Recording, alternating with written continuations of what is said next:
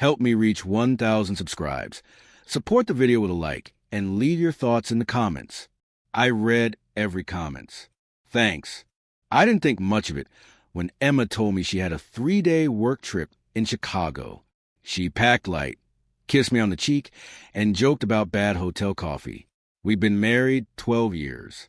You don't interrogate every detail after that long. Trust becomes muscle memory. Or maybe laziness. I drove her to the airport early Monday morning, watched her disappear past security, and went back to a quiet house that still smelled like her shampoo. The first day passed normally. We texted about flights, meetings, boring stuff. She complained about her boss. I complained about work deadlines. It felt routine, almost comforting. That night, I reheated leftovers, sat on the couch, and scrolled aimlessly through my phone, half watching a documentary I'd already seen. Around 10, I sent her a goodnight text. She replied with a heart emoji and said she was exhausted.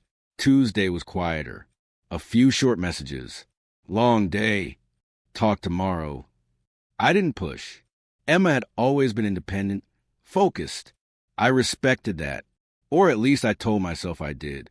That evening, I went to bed earlier than usual, the empty side of the mattress cool and unfamiliar. Wednesday night was when everything tilted. I was sitting at my desk, laptop open, pretending to work while actually killing time online. A notification popped up from a social media platform I barely use anymore. A guy I knew casually from college, Ryan, was live streaming. That caught my attention. Ryan wasn't the live streaming type. Curious, I clicked. The video loaded slowly. Music thumped through my speakers, loud and distorted. Colored lights flashed across the screen. It looked like a bar or club, crowded and chaotic. Ryan's face filled the frame for a moment, flushed and smiling, before he turned the camera outward to show the room. And then I saw her. At first, my brain refused to cooperate. It offered excuses faster than logic could keep up. Someone who looked like Emma. A coincidence. A trick of lighting. But then she laughed, tilted her head in a way I knew intimately, brushing her hair behind her ear with the same absent-minded gesture I'd seen thousands of times. Emma was standing at a high table, drink in hand, wearing a red dress I had never seen before. She looked relaxed. Happy. Too happy for someone who'd told me she'd be spending the week in conference rooms and hotel lobbies. A man stood close to her, leaning in to say something that made her laugh again. His hand rested casually on the small of her back. My chest tightened. It felt like the air had thickened, like breathing suddenly required effort. The live chat on the side of the screen scrolled fast, full of inside jokes and emojis. Someone typed, "Ryan, show us the birthday girl." Ryan laughed and swung the camera back toward Emma. "Say hi," he said. Emma leaned toward the camera, smiling wide, clearly a little drunk.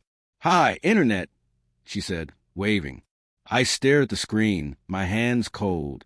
My phone buzzed on the desk beside me. A text from Emma. "Just got back to the hotel. Miss you." I didn't respond. Instead, I kept watching. The stream continued. The music grew louder. Someone shouted something about shots. Emma threw her head back laughing. She didn't look like someone who'd just returned to a hotel room. She didn't look like someone on a work trip. I felt stupid for how long it took me to accept what I was seeing. Denial has a way of stretching time, making seconds feel elastic. Eventually, though, the truth settled in with a dull, heavy weight. My wife wasn't in Chicago, and she wasn't alone. My fingers hovered over the keyboard. The cursor blinked in the live chat's text box. Waiting. Hundreds of people were watching. I could disappear quietly, close the tab, confront her later. That would have been the sensible thing, the calm thing. But something inside me, something that had been building quietly for years, refused to stay silent. I thought about all the late nights she'd blamed on work, the sudden need for space, the way she'd started guard her phone, like it contained state secrets. None of it had been dramatic enough to accuse her of anything. Just small shifts, small distances. The chat box was still there, empty, expectant. I started typing. Each word felt deliberate, heavy with intent. I didn't insult her. I didn't curse. I didn't explain. I just wrote the truth, stripped of emotion, sharp and simple enough that it couldn't be misunderstood. Before I could overthink it, before fear could catch up, I hit send. The message appeared instantly, pinned among the flood of comments. For a brief moment, it blended in, just another line of text in a fast-moving stream. Then Emma's eyes flicked to the screen. Her smile faltered, just for a second, barely noticeable unless you were looking for it. Unless you knew her face as well as I did. She leaned closer to the phone, squinting, reading, and that's when her expression changed completely. The color drained from Emma's face, so fast it was almost frightening. Her smile collapsed into something stiff and artificial, like a mask she'd forgotten how to wear. Ryan noticed the shift immediately. "What?" he asked, laughing nervously. "What's wrong?" Emma didn't answer. She reached for the phone, her fingers shaking just enough to give her away, and pulled it closer. Her eyes scanned the screen again, slower this time, as if rereading the words might somehow change them. "Emma, hope Chicago is going well. Funny running into you in Manchester. Love, your husband." That was all I'd written. No accusation, no anger, just a quiet exposure. The chat exploded. "Wait, husband? Manchester? I thought she said Chicago." Oh. This got awkward fast. Ryan's smile faded. "Emma, what's he talking about?" She looked around, suddenly aware of how many eyes were on her, both in the room and online. "Turn it off," she hissed. "Turn it off right now." Ryan hesitated, confused, then ended the stream. The screen went black, my reflection staring back at me, pale and stunned. The silence in my office felt louder than the music had. My phone rang almost immediately. "Emma." I let it ring. It rang again. Then again. A string of messages followed, one after another. "Please answer." "You don't understand. This isn't what it looks like." "I can explain."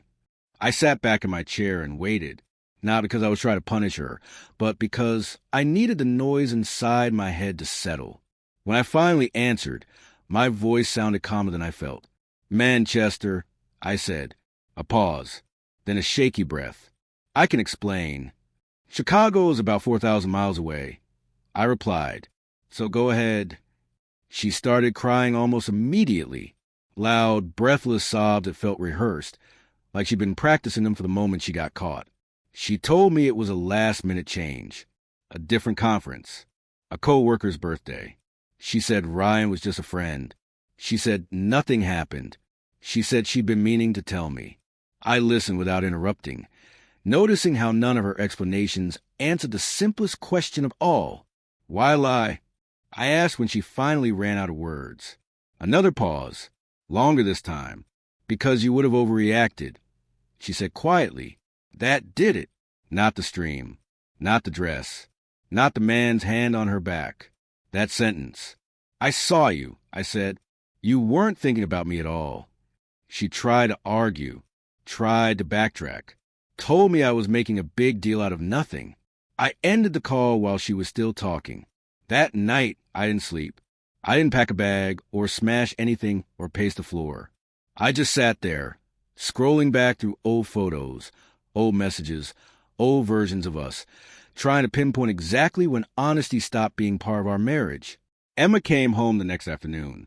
I heard the door before I saw her. Her suitcase rolled across the floor, the sound grating.